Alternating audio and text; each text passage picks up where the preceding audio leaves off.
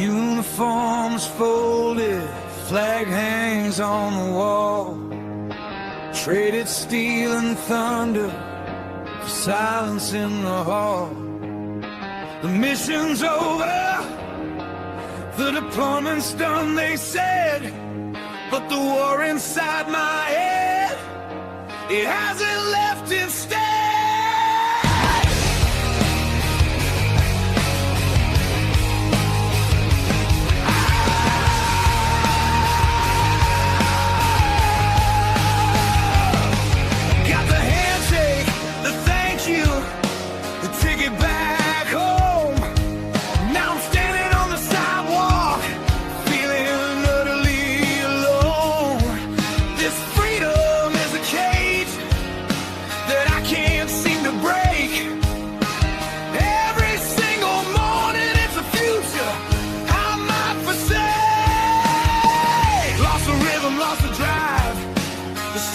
Disappeared. The invisible wounds are the ones that are truly feared. I'm walking on a wire, the pressure's coming down.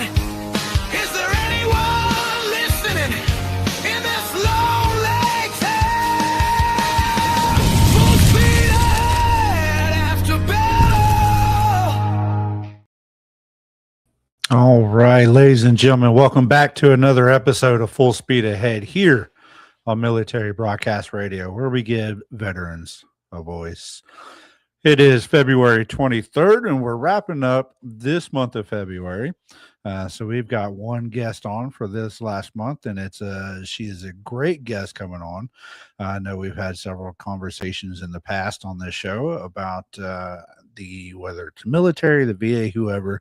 There needs to be more assistance around the families, around the spouses, the children, how to help their veterans when they come back either from deployment or out of service or any of those things. But before we get to that, let's go over the numbers as we always do, shall we? We state, generically, 22 veterans commit suicide every day, right? We talk about that. Factor in your first responders and your civilians, and that number goes right around 30 a day. Now, we talked on the last week's show that the VA came out with their yearly veteran suicide report with numbers all the way up through 2023, and that's the 2025 report, of course. Numbers are slightly down to right around 6,400 veterans committing suicide. We're down to about 17 and a half a day now. Now, when you start looking and diving deeper into those numbers, top two things that is a causing factor for veteran suicide is that transition coming out of service. That's something we talk a lot on the show about, how hard it is for a lot of veterans, whether, they don't know that they're getting out, they're forced out. Maybe they got injured and they're getting out. Maybe they're forced out. There's a lot of different things that's going on. And when a veteran is not set up for that transition, they struggle. Or many times they think, okay, I've got all this experience, I've got all this training, I'm going to go out, I'm going to easily find another job. And they start looking in a couple months, and 6 months later, a year later, they're not finding that job that they're looking for. And so they start struggling. Another reason for the VA suicide, one of the higher ranked ones, is not getting the VA help. Now, whether that's on the veteran themselves or the VA or whatever the reason may be, the number is high as far as not seeking that VA mental health or health in general. I believe the number was right around 60% of veterans that commit suicide out of that 6,400 are not seeking the VA health. Now, I know the VA is working better. Some states have better VA locations than others. We've heard about some ones, in San Antonio a couple of times they've had issues down there. But they are getting better. They're partnering with third-party groups, third-party doctors, whether it's for, different medical appointments, things like that, or they're actually working with the third-party groups now for the CMP exams, that disability rating. And so I had some experience recently with that, and I will, for one, say that that is a great group. QTC, they're great doctors in the Fort Worth area that are definitely helping out the veterans. So, the when we talk about ages, as far as veteran suicide, 18 to 34 is the highest ranked age for veteran suicide. And that's one of the things that a lot of different places have been implementing more and more, is things that attract those younger veterans. Video gaming is a big one. I know the VFW has a video gaming center here in Denton. They always are holding contests out there for the different video games, things like that. They're popping up all over the state. More family-oriented events is attracting the younger crowd. Also, not the VA report, but there are also statistics out there showing that younger veterans are not smoking as much as as some of the older ones. So they're looking for other activities away from that smoke smell. Also, drinking, surprisingly, is kind of down and within that age range. However, it is still, I would say, a crutch for many of us veterans. So yeah, like I said, two highest things when it comes to veteran suicide, that transition and not getting the help. Age range 18 to 34. And females are slightly lower than the males. And so the numbers are slightly going down. Just not as much as and as fast, but again, that's going to take a lot more work, and it's going to take a lot more effort by different groups, the VA, VFW, American Legions, the government, all those different things. As we know, when it comes to big government entities like that, politics are involved, and we don't discuss that on this show. Not that it's not important. I just think, me for one, helping veterans is more important than discussing those actual politics. Because here we talk about the stuff that we can handle, the stuff that we can see, the tangibles of the day. That's the things that I like to see, the people I like to help, the one-on-ones, things like that. Anyways, let's break away from those numbers. District 21 had their VFW here in Fort Worth, had their district meeting this past Sunday in Granbury. Great meeting. Several different people running for Department of Texas offices were there campaigning and giving, the things that they do and don't want to see in it, and a lot of good candidates there. So I wish them all the best. District as well is we're working on nominating candidates to run in their different areas as well. So it's that time of year again, to say the least, for the VFW. Nominations are opening up this month, and they're going to go for a few months, voting in May. So this is the time that we need those younger veterans, the younger volunteers, to step forward and start bringing their ideas, bringing their actions, their leadership, everything that they learn from the military, bring that to the VFW and help affect change at the local level. Help the veterans in your community, because at the post, you're all about your community. And if you don't want to get involved in the district, state, national level, that's perfectly fine. There's a lot of people that would rather just work within the community, and that's great. So that's the VFW wrap up for that week. First full week of my new job down. I know I announced that last week, working for the county animal shelter under the sheriff's department here in Wise County. I will tell you that my coworkers now are much more amazing than the last round of coworkers I had, because if they talk too much now, all you do is feed them some snacks and rub the bellies, and they'll play with you, and then put them right back in the pen. But I will tell you, With that disability change that I announced not too long ago, it afforded me this opportunity to take a step back, do something a little more passionate. And I will say that 100% throughout last week is definitely felt a lot of stress relieved. Mental health is better. Just all around feeling better. It's not a hard job. It keeps you active. So at the end of the day, a little tired and worn out, but that's good. That's good for the mind. That's good for the body. Those veterans that are struggling, they always say exercise of the mind and body helps. So overall, I would say, this first week on the job, going absolutely amazing. And I would suggest to any veterans out there, if you have the opportunity to take a step back from something you don't necessarily like doing as far as a job is concerned, find something that you are passionate about, because it's something you enjoy. It's not really going to work, and it's going to a place that you're enjoying every day, and you can affect change or do good for the people. My passion is animals and veterans, and hopefully before too long I can merge those two with some sort of program, but that'll be down the road with that. So February, we're coming to the end of February. Like I said, that means here in just a couple short months, the Battle Buddy Throwdown Cornhole Tournament here in Fort Worth is going to be happening at Post 8235. That is not just another event that the VFW is hosting. This is a district-sponsored event.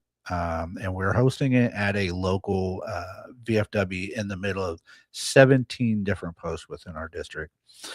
And this event is all about raising awareness around veteran suicide and mental health, because that is something, as the chair for that within the district, that's something I decided to take on and do good and help people, and it's working.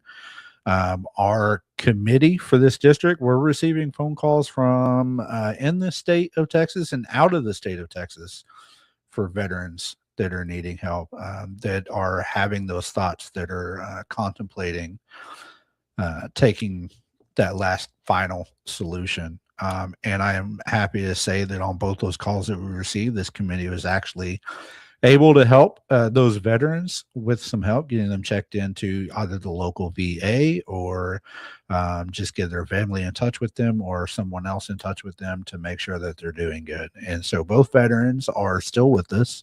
They're doing better. And so that fills my heart full, because, that's what we're here for. So obviously this show is doing what it's supposed to be doing. Our committee is doing what it's supposed to be doing. But back to the Battle Buddy Throwdown Cornhole Tournament. That's going to be April 18th. We've got live music. We got a great speaker coming out, guest speaker. His name is Bruce Stacy. He's the chairman of the Air Power Foundation. 2-time Purple Heart, 2-time Bronze Star, 2-time Silver Star will be there talking about the importance of veteran suicide awareness, as well as how we can help the families. Because if you don't know, we do have a naval air base here in Fort Worth. And so there's a lot that comes with that, working around them as well. We've got Military Broadcast Radio. They're going to be out there. They're going to be set up on location, and they're going to be broadcasting some of the event, but they're also going to be sharing information on how you as a veteran can get involved in podcasting here on MBR for whatever discussion you want to get into. Anything from video games to cigars to veteran services to information of the day. We've got it here on MBR. So that's a wrap up for the week, this week. So like I said, we're going to get into our guest speaker. She is a spouse, and I'm excited to have her. Like I said, she brings a point of view that you don't often hear from, that we need to hear from more. Running through her bio a little bit, she calls herself a wife, a warrior, and a truth teller wrapped in resilience. Sharing her story, it's not just a story, she's igniting a movement. Her books are transformative guides designed for the women holding the line behind the front line.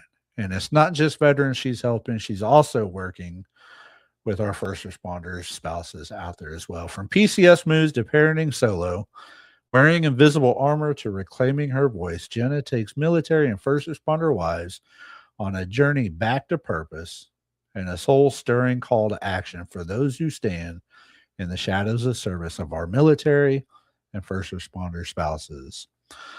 So this week's interview of the week, sponsored by Jersey Mike's, is going to be with Miss Jenna Griffith.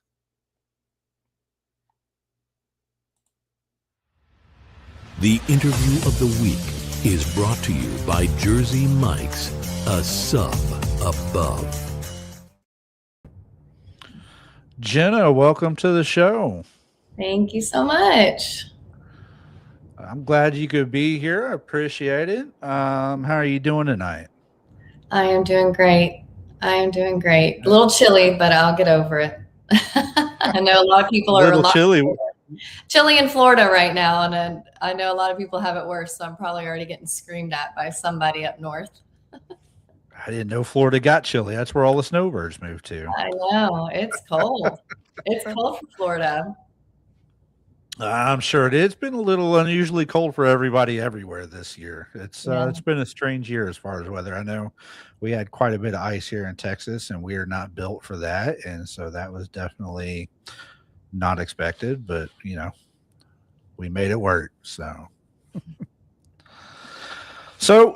welcome to the show. Why don't you take a quick minute and kind of introduce yourself? I ran down the bio a little bit, but I'm sure there's some more information back there that you're willing to share with everybody, right? Yeah, of course. I'm excited for the show and just having a very casual conversation about, like you said, what something that's so important is not only awareness around veteran suicide, but how does it affect the families? How can the spouses not only be supported, but be supportive to a veteran that might be struggling emotionally? It's something that I've experienced myself. I'm sure we'll get into it a little bit more during the show. But I'm excited because it's something that needs more awareness brought to it with the spouses, and just that need and that support, not only in general, but especially through that transitional period, which I'm sure, like I said, we'll get into a little bit deeper. But I am a first responder spouse, current, former military spouse. So it's still very near and dear to my heart. It's still something that completely affects my lifestyle. My husband still deploys all over the world. Now, instead of being shot at, he is rescuing people and works with an amazing nonprofit that repurposes veterans into humanitarian special operators. So they're out there saving the people who can't save themselves, whether it's through man-made natural disasters and combating human trafficking. But as you can imagine, when we went from military life to first responder life, I wasn't really excited about that, because after that transition period was so hard that I wanted what I thought at the time was a normal life. I now know I don't think that exists. So I've been really blessed to be able to share my story and my experience to help other spouses through those different periods to really kind of discover what it is that they want and how can they use their current gifts and their current experiences to really help each other and help other people, and most importantly, help their spouse through whatever they may be going through. Right. Absolutely. So let's get into it. I mean, you're here to help a lot of spouses, but I'm sure like me and like so many others, there's a reason why you get into helping, right? Because it's something more than likely that you've gone through yourself and you don't want to see others struggle through it. I know that's why I do the podcast and everything else, because I don't want to see everybody else struggle like I did with that, especially with that transition. Right. And so, from a spouse standpoint, let's talk about this. When a veteran's coming out of the service, they have a TAP class, lasts a couple of days, and it's get your resume right, get your interview ready, get a nice suit, all that good stuff. But what do the spouses and families get for that transition? Not much. Nothing. I know. Heartache, frustration, disorganization. I would say that was that. So just a little bit more about me. I am one of the many unfortunate statistics where our transition period was very much by surprise. It was due for medical reasons. It was not a full-time retirement situation.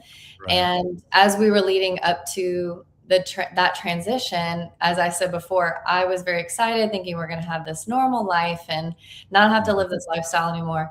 And not, out of my surprise, my husband absolutely just panicked, not knowing what he was going to do with the rest of his life.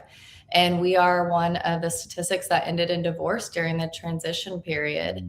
And that, as you can imagine, not only transitioning out of the service, but then your family's crumbling and falling apart. That's a whole nother stressor that I wasn't prepared for. I know he wasn't prepared for, and it's not really talked about a lot. So it's something that I'm starting to bring more into the conversation, even though it's still, something that affects my life to this day. But I think a lot of people do end up, unfortunately, divorcing during that transition period. And especially on the spouse's perspective, we don't have any title, and not that we should have a title, but we have essentially nothing to show for the service that we also were involved in. And that's a whole nother ball game that we're dealing with. And that took me many, many years to process through emotionally and to figure out, well, who am I now? And how do I get to where I want to be? And then, several years later, because apparently I have a type, I fall in love with a veteran. And now he's a first responder. And so, that's kind of a little more of my backstory when we talk about the mental health around transitioning out of the military. Right. Yeah. So, there's that joke that says there's three things that you need to have to be a veteran. And that's a DD-214, bad credit, and a divorce. Oh, I hate that. I know. Well, I mean, jokes come from some sort of reality, right? Yeah. And unfortunately, I'm 3 for 3 on those. I'm right there with you. I'm on the third and final one. I'm not doing this again because I found the love of my life now, and that's it. So, but unfortunately, when it comes to veterans, not just when you're, getting out of service, but all throughout the career, there's the divorce rate is skyrocketing among veterans.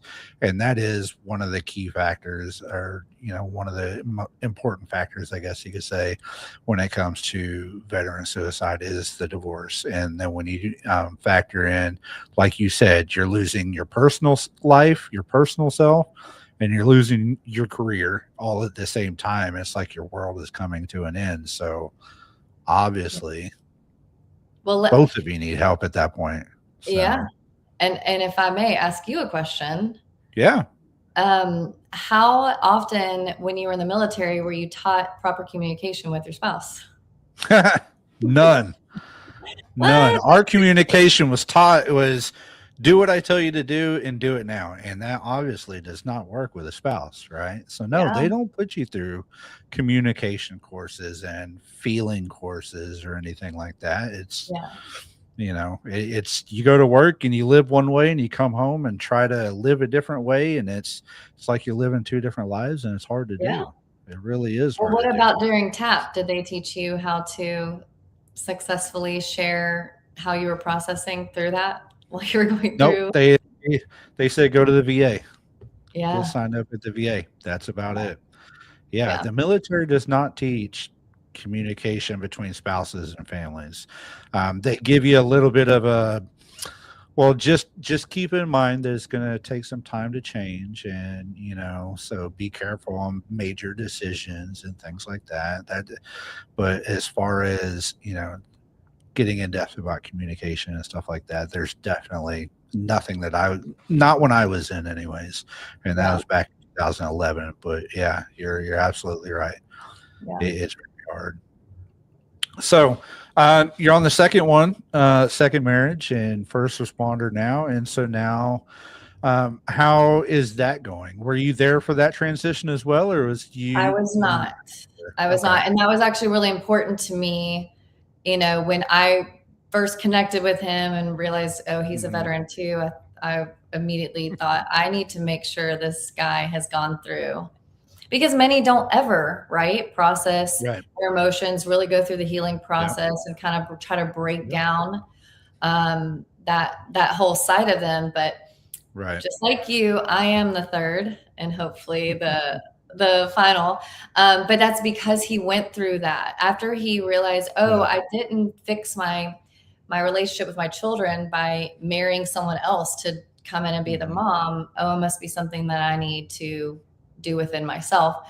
Yeah. And by the time we had met, he'd already gone through that and really Good. kind of processed through what he experienced, because he did do 20 years and retired, Mhm. and he was in a very high stress position while he was in the service. He was in the Air Force, and I had gone through that as well. That was really important to me when I went through my divorce, was not to be dating and to really try to heal through that, but I didn't know how, to be honest with Right. you. I was reading every book that I could, listening to podcasts, trying to talk to as many people as I could who may have gone through it, but there weren't a lot of people talking about it. And not Yeah. only was I going through divorce, transition out of the military, I almost felt like I had this weird kind of scarlet letter on my head that was like, she's no longer one of us.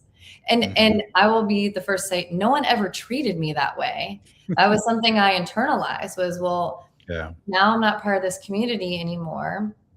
And you know how divorces go. People are talking crap Mhm. about each other behind each other's backs. And so that also Yeah. also played into the community that I once had, with me internalizing that I wasn't safe to contact anybody, reach out to Mhm. anybody, try to figure out, what's my next step? What am I supposed to do? And I moved out Right. of the military community completely. So now I'm Mhm. in a whole new town, which is the town I grew up in. So I had people that I knew, but no one understood what military life was about. I used to have Right. friends, and even my sisters watch Army Wives, and they'd be like, "Is that what your life is like?" I'm like, no, that's No. nothing. That's No. nothing like my life is about. And so then I lacked understanding from my new outside world as to what I was going through. And I know a lot of veterans and spouses go through that when they, Mhm. they finally transition out and they move to their dream city or wherever they had talked about moving to. And then it's like, wait, what do you mean you don't understand that I have traumas, or that I Right. have triggers, and or that I may need a minute. I need you to back off just for a second. It's Yeah. tough. No, it really is because, a lot of people give spouses flack because some of them think, maybe they misspeak and maybe it's something else. But, when you said a few minutes ago that you served, right? Because he served.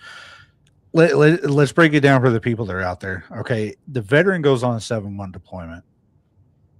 House still has to get taken care of, right? Whether it doesn't matter whether it's a guy or a girl, somebody's at home taking care of the kids if you have kids, somebody's at home paying the bills, somebody's at home going through funerals and classrooms or whatever their Birthdays. life is, and you're doing it alone, Yeah. right?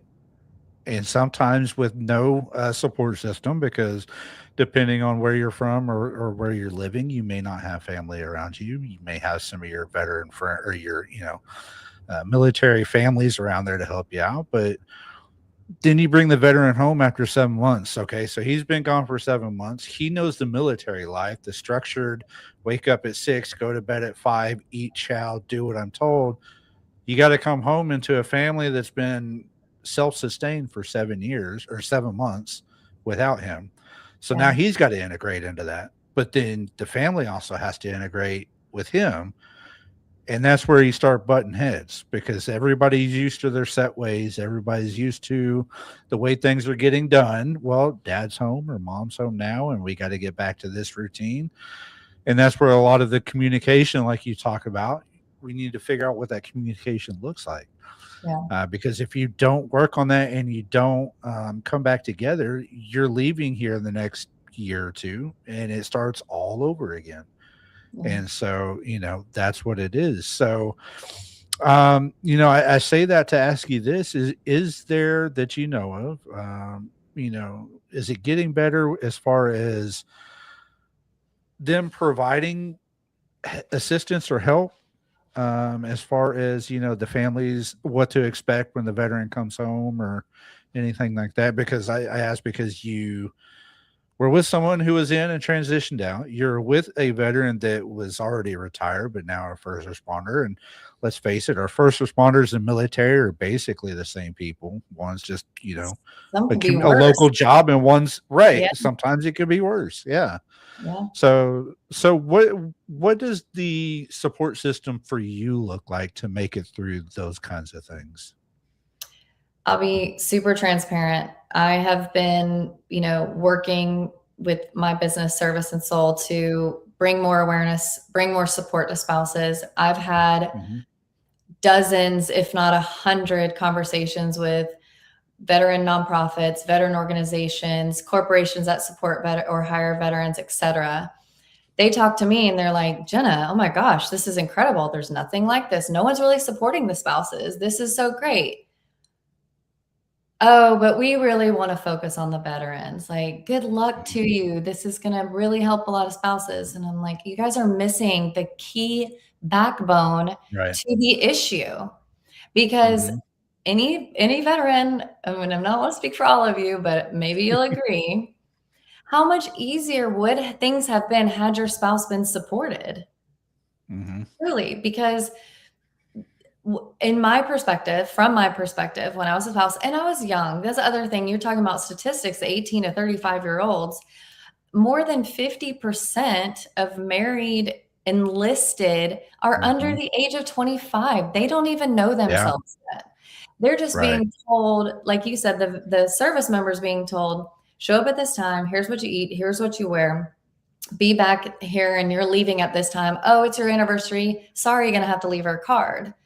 And the spouse is subliminally learning, I'm second, no matter what. Don't ask questions. Don't cause a fuss, because someone else definitely has it worse than me, and he's fighting for our country.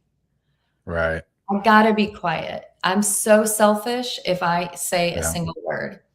Well, you add that up year over year over year over deployment over deployment, you've got a bitter and resentful spouse. And I obviously can speak more to the women because we are more emotional. I've met a few of our male spouses. They have, in my opinion, even less support because they're strong men. So they don't need support. We don't need help. Yeah. And there's still really, there's amazing people and amazing nonprofits. MilSpouse Transition being one of them, MilSpouse Fest. Even the MIC is bringing more awareness around our families and our spouses and really supporting the whole of our service member, because that's where we're really lacking. So as far as current support, I've seen it because I've been hired and brought in to help with some of our special forces units. They've got a little more funding to work with to really start pouring into the spouses. But as far as our larger, units, it's really not there. And then we go through transition. Like I said, we've got, I want to say it's over 100,000 veteran nonprofits. Only 40% of them are actively working within the veteran community, but they're still really focused on the veteran.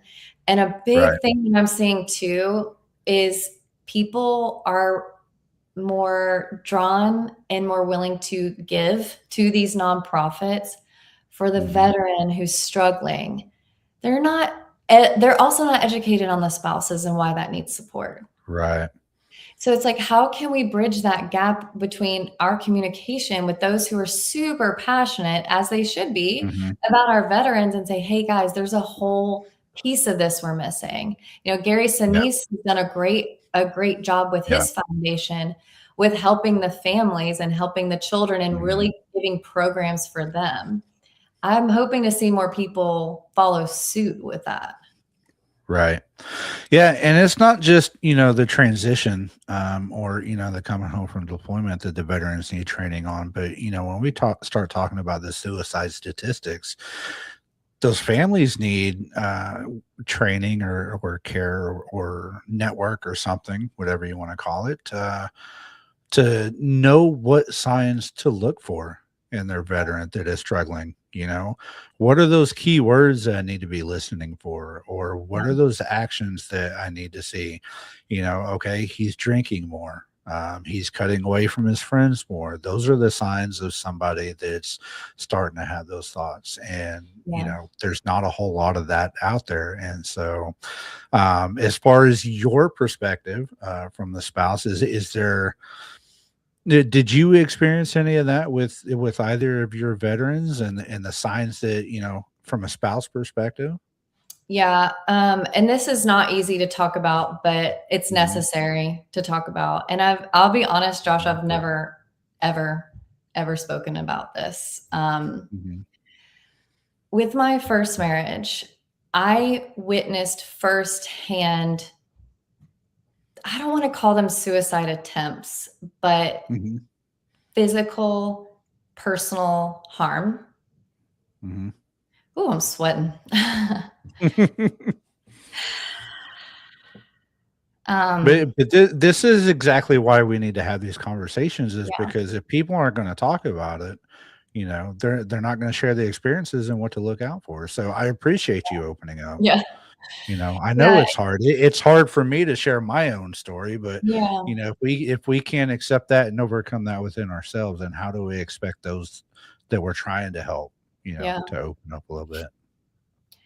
There's something I had many evenings where I would have to call my then father-in-law and his brother to the house because I'm now torn between, I don't know how to save you, and I've got to protect my kids. You know, we had two really small children in the house, and there's only so much that I felt like I could do. Right. You know, I was still young. I'm talking, this was in like 27 to 30 age range. And we have young children, and he was in a special operations unit. So we didn't really do the 7-month deployments. We did 90 days, home for 60, 90 days, home for 30, you know, off and on like that. So there really wasn't even like a big gap of time for us to kind of recenter and regroup within ourselves. And I definitely, I didn't get information. I didn't get education on how to, I guess, walk alongside him in that moment. But there was so much more than just that. There was so much more happening behind closed doors that I never, ever spoke to anybody about. Ever. And so it was embarrassing is how I felt. I felt embarrassed. Why? Because why is it seeming like their family's doing well or their marriage is happy? Look at that. We didn't have homecomings. You know, we didn't have the plane come in and they come off and we run. And no, he just showed up at the house one day. Right. You know, so there was that extra layer of, I really was not in control of our life because I didn't know when he was leaving. He'd leave in the middle of the night sometimes and come home randomly at 3 p.m. on a Wednesday. And so you have to ask for help. I'm sure you've talked about this in so many of your episodes, but we don't know how to. The veteran, the service member doesn't know how to. And I'm telling you, the spouses don't either. A lot of the spouses that I've worked with had very similar stories to mine where it's like, we just get pushed and pushed and pushed and pushed and pushed. And eventually we're like, I can't do this anymore. I cannot do this anymore because I'm going crazy. Right.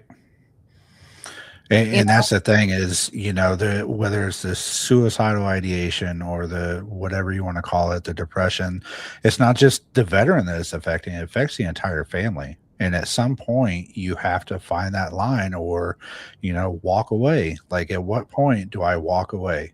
Because, you know, mother's intuition is to protect the kids. And at some point you've got to make that call. And that's a hard call to make. I'm completely sure it is. So, you know, thank you for sharing that. Let's take a quick break. And then I think that's a perfect segue into coming back. And let's talk about, when we come back, how you're helping these spouses now so that they're not struggling like that. All right. We'll be back after just a few messages.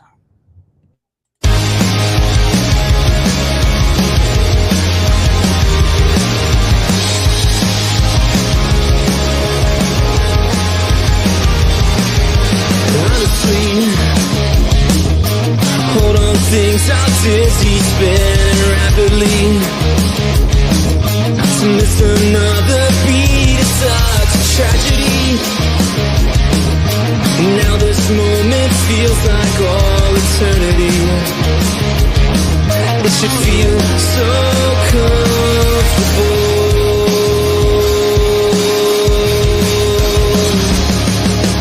All eyes staring to the scene, leaving bad taste in our memories. How can we all find change? It's all in the secrets of the open hearts club.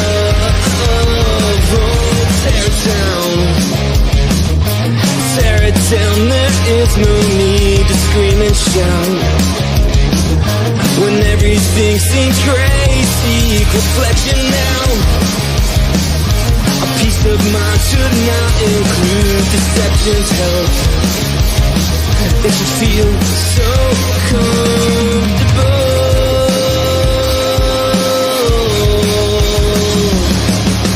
All eyes staring to the scene, leaving bad taste in our memories. How can we all find change? It's all in the secrets of the open hearts club. Honestly,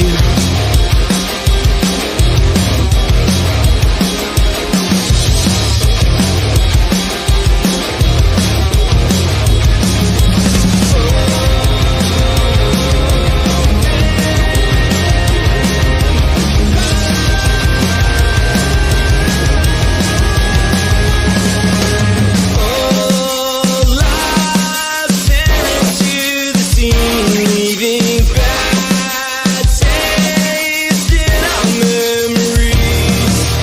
All eyes staring to the scene, leaving bad taste in our memories. How can we all find change? It's all in the secrets of the open hearts club. Yeah, all eyes staring to the scene, leaving bad taste in our memories. How can we all find change? It's all in the secrets of our open hearts club. Oh, honestly.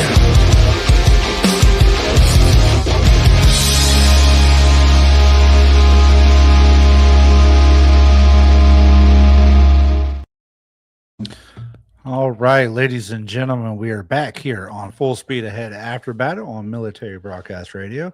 That was the band Die Tired, and if you haven't heard of them, definitely go check them out. They're all about raising awareness around veterans. If you go check out the NBR website, you can find the collaboration shirt that we did with the band Die Tired up there. Proceeds going to NBR to help our fellow podcasters and things out there. So my guest tonight, Jenna Griffith, spouse and author and all around badass woman, it sounds like, going through it with the veterans. So we talked about the struggles, Jenna, that you went through, and how things that we learn, we turn those around into a positive, and how to help other people. And so you wrote a couple of books, Service and Soul, Strength and Soul. Let's talk about those. What is the help, or what are those books about that you're empowering the spouses? Yeah, I was really called to write my first book, Service and Soul, when my husband got that job offer for the nonprofit. Because when we first met, he was building custom homes and I was doing real estate. So of course I'm like, power couple, we're going to play the real estate world. Yeah. And to a point you made earlier, that was not fulfilling him. He had all these skills. He had been trained in so many different ways that he thought he was letting that kind of slip away. And so when he got offered that job, obviously I had some resistance to that. I didn't want to go back into that lifestyle because guess what? It didn't work that well the first time. Right. And once we really got into it and met with the owners of it and saw their hearts for what they were really trying to do, which is not only help humanity, but also help repurpose veterans and give them that sense of need again, like being needed, especially with everything that they had been through and everything that they have been trained in. And I thought to myself, well, if they're going to do this, which is great, and my husband was the first one, I said to myself, I'm not going to be the only spouse that's going to have any sort of pushback on this. I'm not going to be the only spouse that's going to, really want to just shut this down. And so I started basically just saying to the owners, as you repurpose more veterans, just give them my number. Happy to be support, And shortly into that, as you can imagine, all sorts of triggers started coming back up of my past life as a spouse and being left behind, taking care of the house again, taking care of the kids again, etc.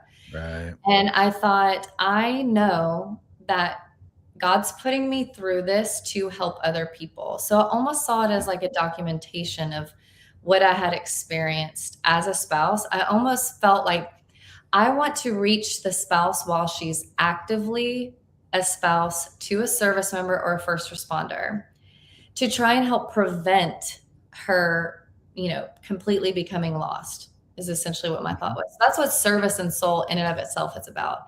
It's for the active duty spouse, for service members and our first responders to say, hey, here's how you can stay whole within yourself, find your own purpose in this world, but still be a great support system to your service member. Let's not wait until the transition out to we're feeling lost and feeling scared to start discovering who we are. Let's do it right now and kind of work our way into that so that the transition period, whenever that does come, is much smoother. And so it's all about going into, the biggest way to heal through anything, right, is from awareness. So there's a lot in the book about different types of traumas. What traumas could you be bringing into your marriage that you experienced when you were younger? Whether it was a child or during, teenage. And as you know, a lot of service members, they sign up for the military to escape something, to escape a poor environment or to escape, maybe a toxic family or toxic situation. Yeah.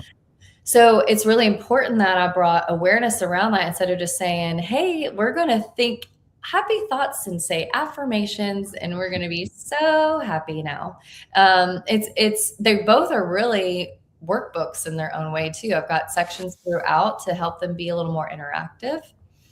And then Strength and Soul is about life after the military marriage. So you're no longer the spouse whose husband's a hero. Now you might be the spouse whose husband, is painting houses because that's the only job he could find. Or, now you're struggling with bills because some people don't get retirement, as you know. Some people are leaving with that stability. And so for me, with the unit that we were in, I had so much pride being in that unit and I no longer was tied to that anymore. What do I do now? How do I find out what it is that I want to do now? So it's really diving deeper into the woman after. Yes, men. I've actually had many, many men read my book. So it's not geared, but again, I do think it's important to note that I am a woman coming from an emotional perspective, but throughout both books are very practical tools to work through that. And in Strength and Soul, I do incorporate the service member and the spouse.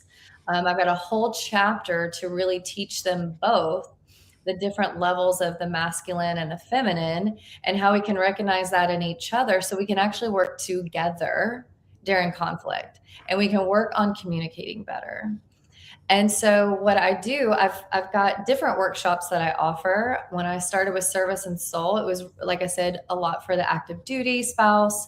I'm kind of struggling with maybe they're feeling abandoned, they're feeling unseen, they're feeling unheard, they're feeling underappreciated. A lot of that is because we're expecting our service member to give that to us. How can we give that to ourselves so that we take pressure off of the both of us? Because our Right. service members have enough pressure then to come home and figure out how to make their spouse whole and complete. We need to know how to make ourselves whole and complete. Mm-hmm. And then with Strength and Soul, we do a lot of couples workshops. My husband comes in with me to also speak about his experience and how he and we've been together 9 years now. And when we do have our bumps in the road, because every marriage does, we don't panic anymore because we know how to communicate with each other. We know how to Yeah.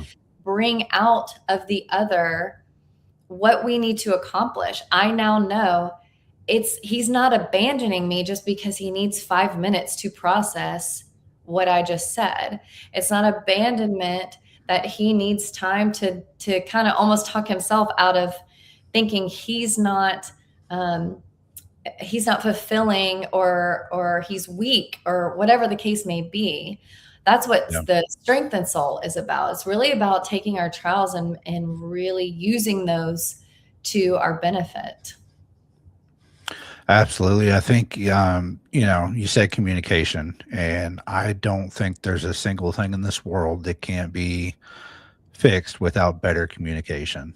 I mean, Yes. that's something everybody can always improve on is communication, because without it, we're just going to collapse. Whether it's communicating with yourself and understanding, I need some time to breathe, I need to step away and take a minute for myself, or, communicating with a spouse. And along with that, a lot of people ask me when they come to me for advice on, what makes you happy? Well, you have to make yourself happy first, right? You got to worry about yourself and take care of yourself, because if you can't be happy, there's no way that the people around you are going to be happy, or the people that you're trying to help are going to be happy. You got to take care of yourself first. Yeah. Then go out and do that. And I'm sure that's exactly what you did. Once you found what worked for you, now here you are sharing those experiences with other spouses and women and saying, this worked for me. It might not be the answer for you, but here's a starting point. So, yeah. Well, I like to it's say, and this is not proper grammar, but I like to say that everything is figure outable. A lot of times, especially in a season of deployment, Murphy's Law, what happens every time a spouse deploys? The house floods or the HVAC breaks or whatever. And we panic. We start resenting the service member for being gone while we deal with that, as if it's their fault. Right. And so it's really turning, like I said, helping these spouses understand that everything's figure outable. It is not the end of the world. And to figure out how to self-regulate, which is just a more technical term of what you said, is how do I feel whole and complete within myself? Yep. And that's a big thing that I talk about in my first book, is the difference between being selfish and self-ish. There's a huge difference, and you need to be self-ish. So knowing when to say no, knowing how to set proper boundaries, providing empathy when necessary, but not giving yourself away just to provide empathy for somebody else. Knowing when to show up. I love that that I have such a great group of friends that I could literally back out on someone 5 minutes before plans and just say, sister, I need some, I can't give right now. And that they're like, good for you. Absolutely. Yeah. Take the time that you need. That's important to your tribe. Absolutely. And yes, it's great when you have that support system that understands that, there are times that you need to cancel or take a breather. And, if you can find that tribe and that network, that is the people you need to be with, because as we said so many times on here before, it's just like going through boot camp or deployment or the war. You're not doing this alone, right? Yeah. You've got people to the left and right of you. And, same for the spouses, hopefully, you build that network between the male spouses and everybody else that you can count on. And so, that's great. So we have your website here, serviceandsoul.com, right? That's where people can go get both those books or check out more information on your workshops. We put that into the comments there for the people listening as well, serviceandsoul.com. Be sure to check it out. Jenna, And I've got a lot of Jenna great Griffith. free gifts right there. So I've got Oh, she's giving away free videos, stuff. free training videos, free Okay. worksheets to kind of piggyback onto the books. But I mean, obviously you should get the books, but you can also start at the free gifts. It's not that you need to read the book and then get the free gifts, but just to kind of see how you can work through some things there. So definitely check that out. There you go. Absolutely. That's awesome. Everybody loves free stuff, right? Yeah. So great. Well, y'all is checking in. Be sure to check out that website, grab those books. Like she said, it's not just for the women. The men are going to get something out of it too. It's just written from a female perspective. And sometimes they understand the emotional stuff better than the men do. And sometimes that's what we need to read, Okay. Guys reading through the book and okay, well, maybe that's how my wife is feeling. Yes. Maybe I need to check it out. So do that. All right, Jenna, what do you know about football? Weird question. I know. Sports ball. Sports ball? Hold on. Look what's on my husband's desk. Oh, geez. He's a Rams fan. Rams fan. Before, after, no. Anyways, Right. I asked that because coming to the end of the show, no. I just, my Cowboys don't ever do anything since 93, so whatever. But I asked because at the end of the show, we're coming up at the top of the hour. I ask all my guests, I run them through the 2-minute drill, right? I give you 2 minutes to speak your mind, speak your heart, whatever you want to manifest out into the world to whoever you want to send it out to. This time is yours. I can say whatever I want. Except for that one word I told you not to. I don't ever say that word. So okay. Then we're good. Go for it. I'm not worried about that.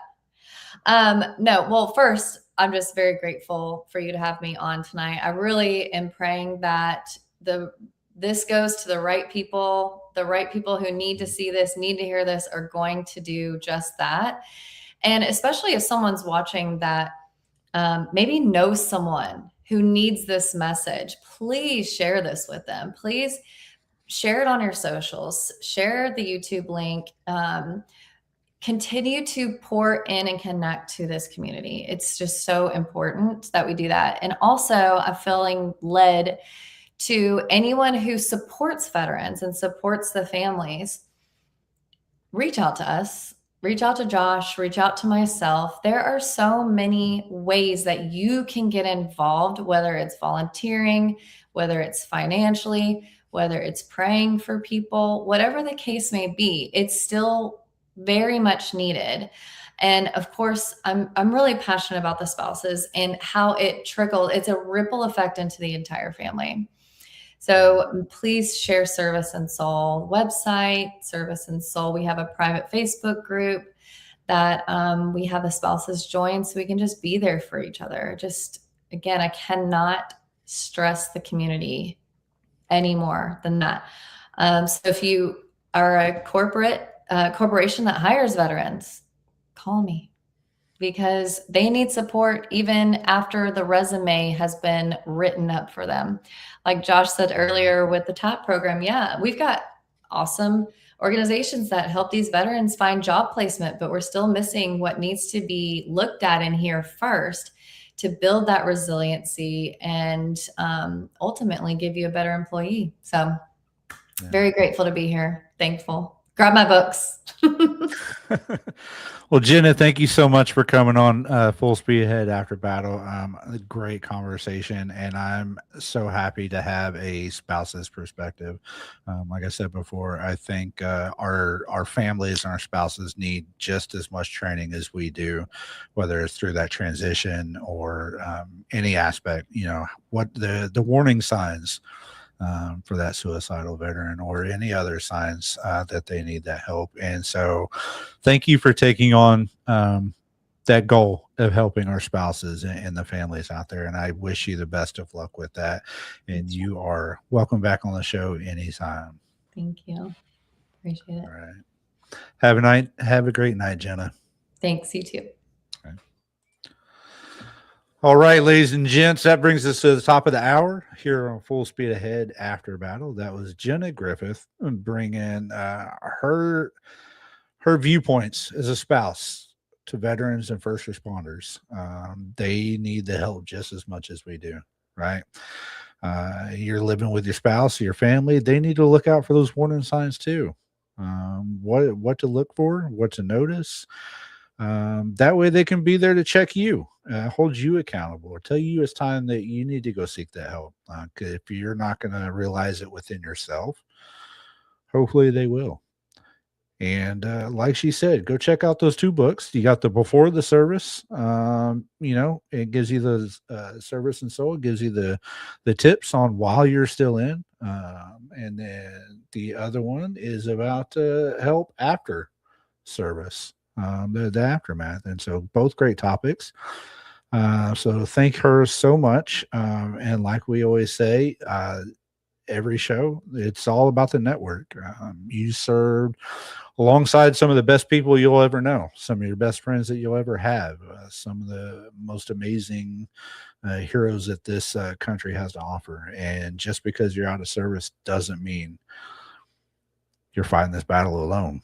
You still have the help, whether it's the veteran, the spouses, everybody's got some help. All you got to do is just ask, because there's people out there, MBR, me, Jenna, VFWs, American Legions. There's so, like she said, there's so many veteran organizations out there helping veterans right now. Just reach up and ask. So next week's guest is a returning guest, our first returning guest, Rita Honeycutt. She's coming back to us. If you heard her before, she talks about mental illness among veterans and how she helps them.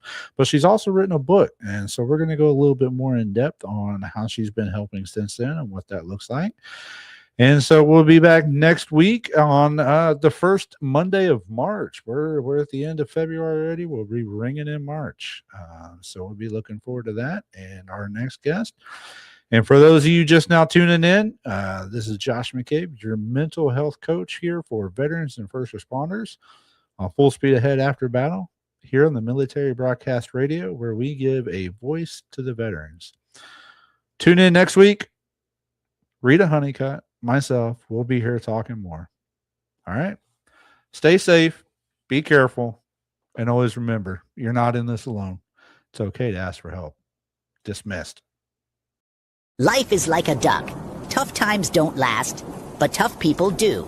Here at Military Broadcast Radio, we're teaming up with our friends at Die Tired, the veteran-friendly music band spreading strength, resilience, and mental health awareness, one shirt at a time. And check this out. Their brand new shirts feature broadcast beaker right on the breast pocket. A reminder that you can weather the storm, and you're never alone. Shirts are only $25 and proceeds support giving veterans a voice. MBR's mission to teach veterans how to podcast and videocast. Because when our vets are talking, they're not overthinking. They're not second-guessing. Together, we stop the 22 stigma. Grab your shirt today at mbradio.us and hit the shop. Or go directly to toramerch.printavo.com/merch/dietiredband. That's toramerch.printavo.com/merch/dietiredband. Suit up. Stand strong. Remember, we're unduckable together. You're built tougher than the storm. Ladies and gentlemen, thank you for tuning in to Military Broadcast Radio.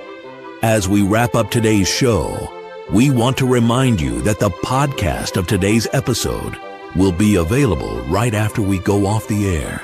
So if you missed any part of the show or want to listen again, be sure to check it out.